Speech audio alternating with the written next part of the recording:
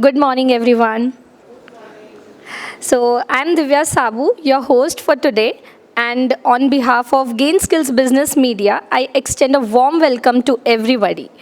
A special thanks to our esteemed partners, presenting partner LinkedIn, global knowledge partner XCD, diversity and inclusion partner GoDiverse, silver partner British Council, experiential learning partner Simurize, exhibit partner NLink, HapCoach, Tech Surge Learning, Tesseract, back partner Brennan, business development partner Zifility.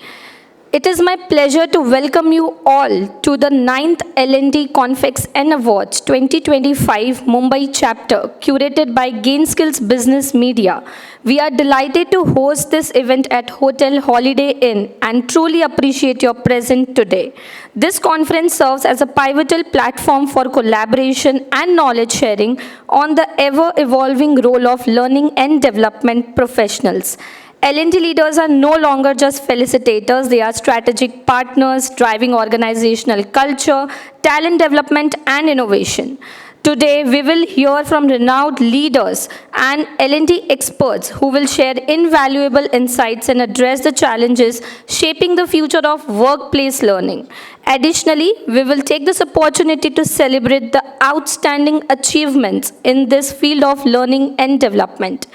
With that, this is now my privilege to introduce our first session of the day. That is building a skills-centric organization, leveraging L&D for future growth by Ms. Vrushali Kaul, Head Learning and Development, Blade Manufacturing Division at Suzlon Group. Can we have a big round of applause for Ms. Vrushali? Vrushali is a certified OD analyst with extensive experience as an L&D consultant, having worked across organizations at various developmental stages. She is an XLRI certified assessor specializing in competency mapping using the assessment center approach. A facilitator at heart, Vrushali has an impressive 8 years of experience in experiential learning methodology. She has been associated with the renewable energy sector and has been a part of Suzlon Energy Limited for the past 3 years. In her previous role as part of the global learning and development team, she spearheaded flagship L&D initiatives including leadership development, mid-level managers development, faculty development programs, and goal-setting exercise. Beyond her professional achievements, she is also a mountaineer, a biker, a mother, and a dedicated social worker who lives by the philosophy of live and let live. Over to you, ma'am.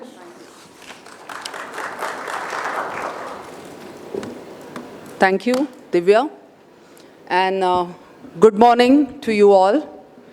I would first like to thank the entire Gain Skills Business Media team for allowing me to come here, giving me this opportunity to use this platform to engage with, to have an opportunity to communicate with you all, like-minded people. Today I'm here not as any L&D expert, but as much a co-learner as you all are, who are trying to explore what's in their future for learning and development when the business landscape is changing. My name is Vrushali Kaul, and I welcome you to this session on building skill-centered organization. Should I start with this? Okay. So before, can you hear me? Is this on? Okay, yes. I'll use this. Okay, so before we get into a session thing, I would like to invite you to share your thoughts like a rapid fire round, okay? There are 10 statements that I'm going to flag in front of you, and what I would request you to do is, if you agree with those statements, clap. If you don't clap. Are we good? Okay, the first one. During the cost-cutting drive of organization, L&D is the one of the lowest hanging fruit. Human acumen remains indispensable even in the times of AI, ML, and cobots. Training should be conducted only in lean time. It's important to ensure psychological safety of employees for the successful L&D initiatives. Learning leaders are performance partners of the organization. Okay? L&D professional needs to have facilitative approach. Training need analysis improves performance temporarily.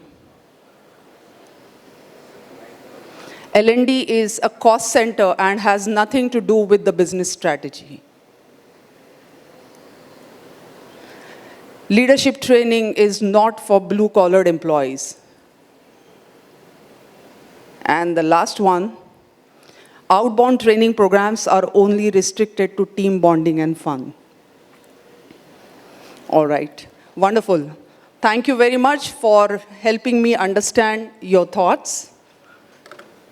And this actually gets me to ask a question. In the time when machines are taking over the jobs that human beings have been doing since ages, do we really need to build skill-centric organization? So here are some facts. As we all are aware, the business canvas is highly dynamic. It's a VUCA environment, which is happening with a very high clock speed. Thanks to the scattered centers which are bringing change, the power centers which are scattered worldwide, they are creating the impact laterally, and also government policies. So in such times, when we are facing this kind of scenario, the organizations are struggling to keep the nose above water and looking at having multi-skilled and technologically scalable workforce.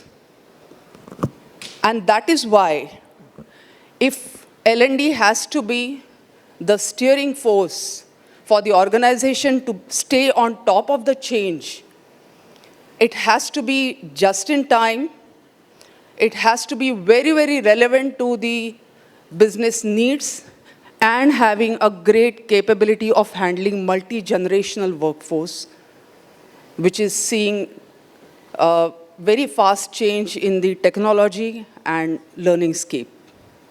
So let us see what is this, what does the business landscape look like?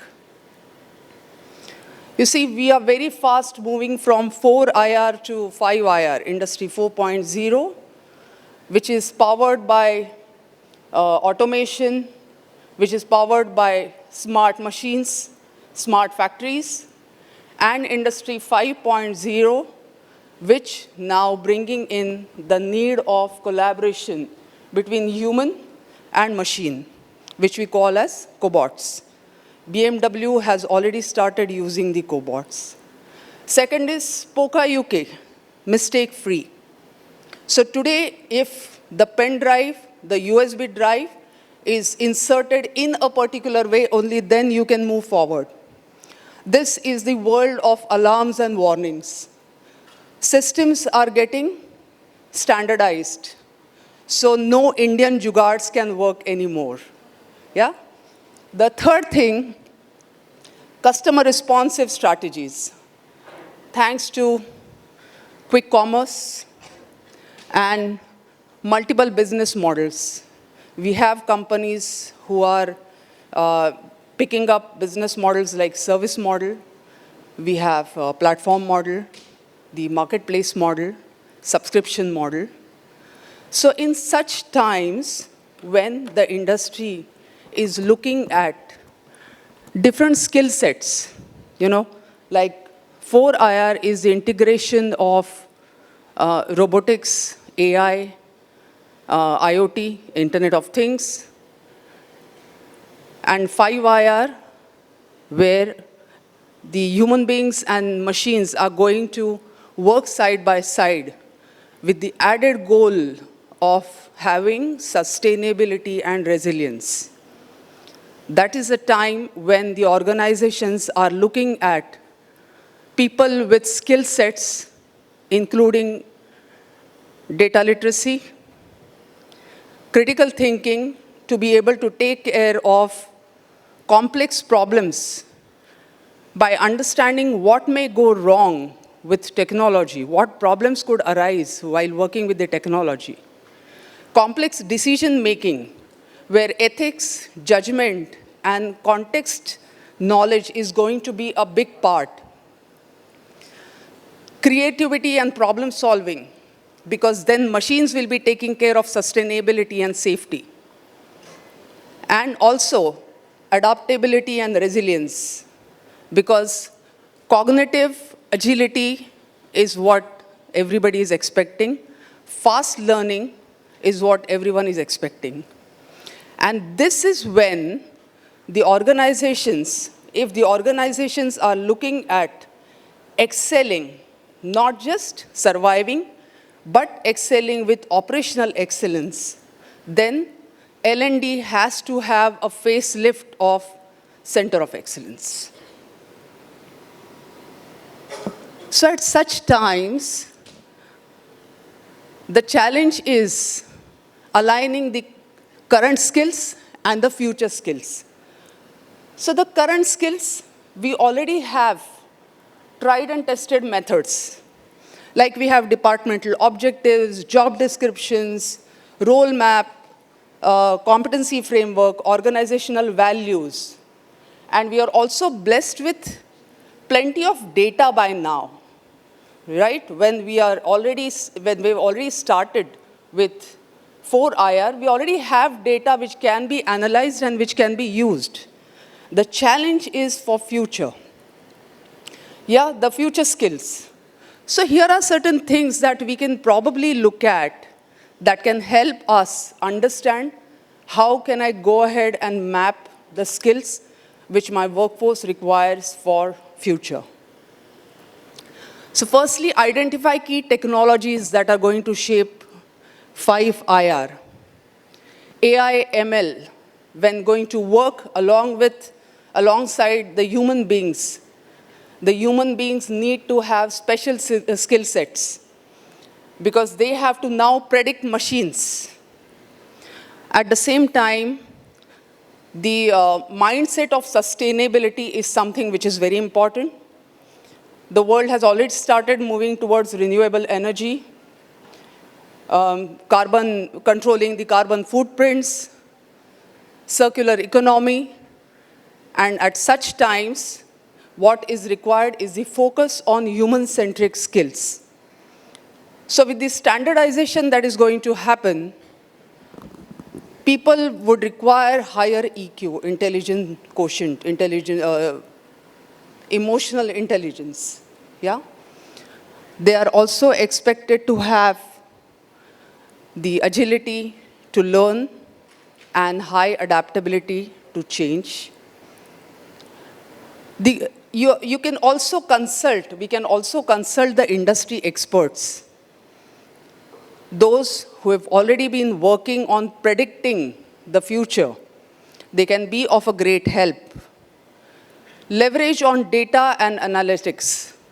So this is something which now, as soon as the data emerges for the new technology, that is where we can start making relevance of it. Understand the impact of IR on job roles. So going forward, some of the job roles will emerge, some of the job roles will change. We'll probably have to redefine the job roles, and thus the learning needs would change. Cross-functional collaboration. The employees would require to work cross-functionally, going beyond the purview of their own job. So for example, the L&D professional will also have to have the knowledge of IT, how the technology works. Only then L&D is going to achieve the goal of being just in time, because that's a very important thing if we have to catch up with the cycle time. And monitor global trends and innovation hubs. So innovation hubs like Silicon Valley, if we follow what's happening there, we probably have some idea of what is going to come on our platter tomorrow. So now, coming to the methods of assessing skill gaps. I think most of us, or all of us coming from L&D, HR background, are well aware of all the skills which we use for the skill assessments. But I would like to bring another perspective.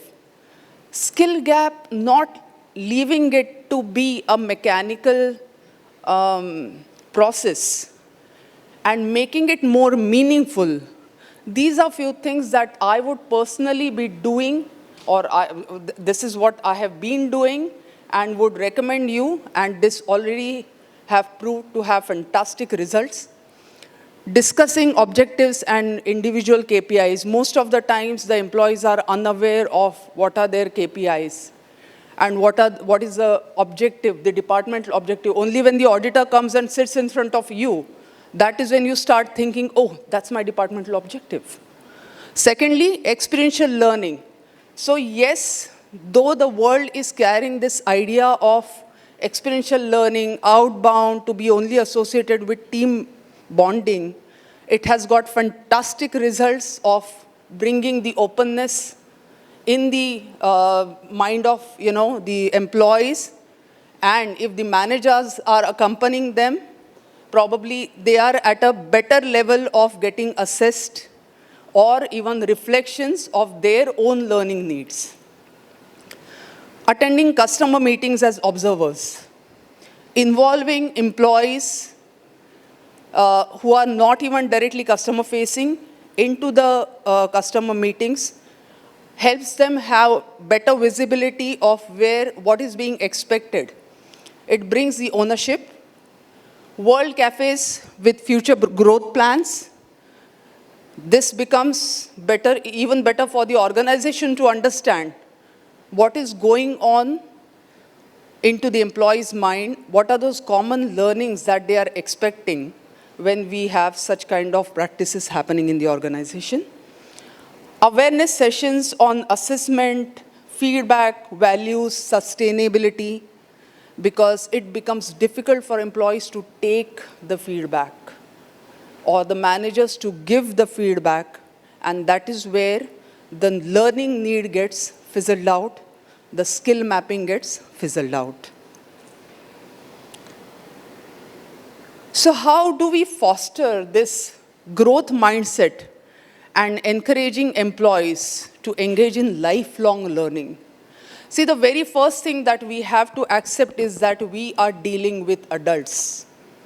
The adults learn better through their own experiences, and in case of organizations, job experiences. It's better to have intrinsic motivation rather than the external motivation. We can work on giving them the opportunities which will motivate them to move forward, learn new things, and also nurturing their belief that I am scalable. I can do better in life. There is a lot of scope for my growth and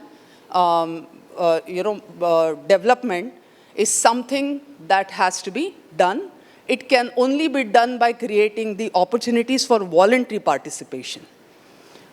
Promoting internal campaigns, nominations by peers and managers.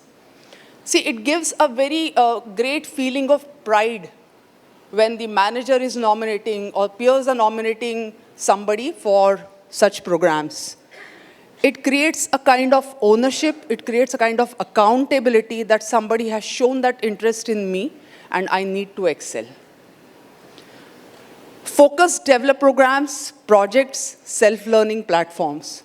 We are blessed with the platform like e-learning, the LinkedIn Learning, which is giving us huge opportunity to learn while we are driving, while we are cooking. I mean, there is no end to it. There are more than 10,000 sessions, more than 10,000 training topics and trainings available on the platform. Collaborative efforts by L&D HR function and internal as well as external customers. It's a good thing to take help of customers. It brings a very different perspective to the entire engagement, and you're actually giving it a 360 degrees of a feel. And last but not the least, rewards and recognition. And very important is ring fencing. Because you are going to develop a person, and it's our duty to make sure that the person stays with the organization for longer time. Okay. See, enhancing the effectiveness and accessibility of training programs. So, few of the things that I have captured. Firstly, using the VR communications, virtual reality communications, critical skill enhancement has been possible. For example, tower climbing in renewable energy, wind turbine sector, boiler room working, training programs with improved safety and sustainability. For example, virtual labs where the accidents are as good as nil. Timely learning assistance, anywhere, anytime. For example, maintenance work at sites, which are remote sites, but they get help when they are powered by on-screen sessions, on-screen, what you can say, help, I would call it. Improved situational responses. So, armed forces are using tactical AR for defense. How to operate behind enemy lines. Better emotional safety. When it is a self-learning opportunity, we have emotional safety. We are not being judged for not knowing something. Evaluating the success. These are few of the things, but my favorite one is balanced scorecard with multidimensional perspective, which allows me to look at L&D initiatives from finance, customer, internal processes, and learning effectiveness point of view. So, as a closing, I would say that L&D holds the powers of not just building a skill-centric organization, but a strong and highly capable nation. Thank you. Jai Hind. I'll keep it here. Thank you. Be on the stage. Oh, be on the stage. Thank you so much for the wonderful session. And for this, I would like to call upon stage Mr. Bhushan Kulkarni, VP Learning and Development at ICICI Lombard General Insurance Company Limited, to do the honors. Can we have a big round of applause?